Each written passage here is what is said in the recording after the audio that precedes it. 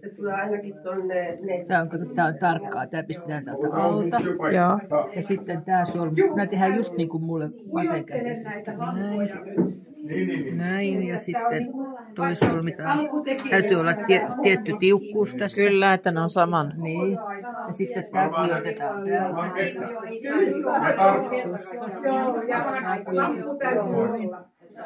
Miksikä tätä työvaihetta sanotaan? No mä mietin kanssa, että mikä tämä nyt on, kun mä laitoin WhatsAppiin. Pitää Rajalta kysyä, mikä Joo. on tämä. Sen mä tiedän, että toi on niisiminen, kun tuo Joo, on. ja se on vaikea. Joo. Mä oon niisynyt itse.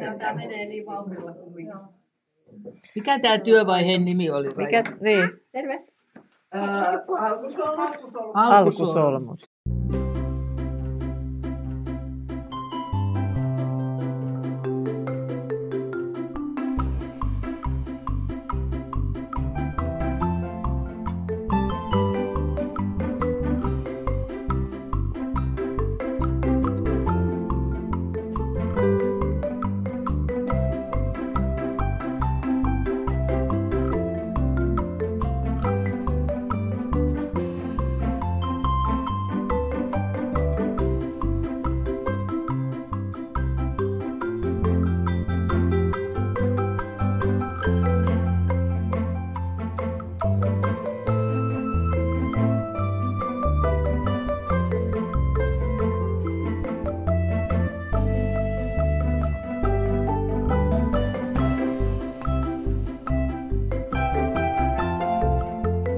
Eli sä niisit. Miten se sanotaan?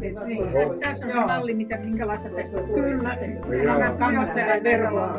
Okei. Se on hieno. Se on tarkkaa hommaa, että ne menee. Juu, ja kun on niin kauhean pienet langat ja sitten menee niin herkästi sotuun. Ja Näin päin. Sitten melkein niin kuin umpelemaan.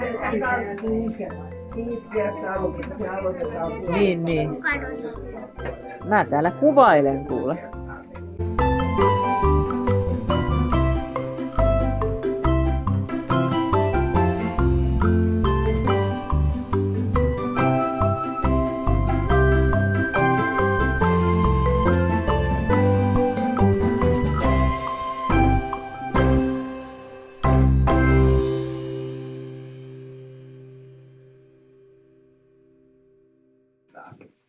Eli tässä on siis X. Otetaan sitä näin. Joo. Sytytti oikein.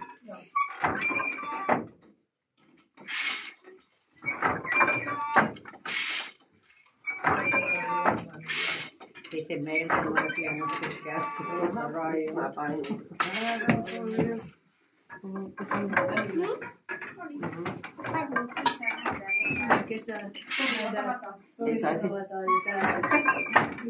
Aina menee sekaisin, kun joku katsoo. Mutta tässä oikeastaan huomaa heti virheensä. Niin. Siitä tulee niin hieno siitä kuviosta. Se ei oikein näy tässä Niin, joo, ei. videossa niin hyvin. Joo. On Ja kyllä. kaikista tärkein tässä on tämä käyttö. Aivan. Eli pellava. Mä nykyään käytän vaan pellava pyyhkeitä. Kyllä.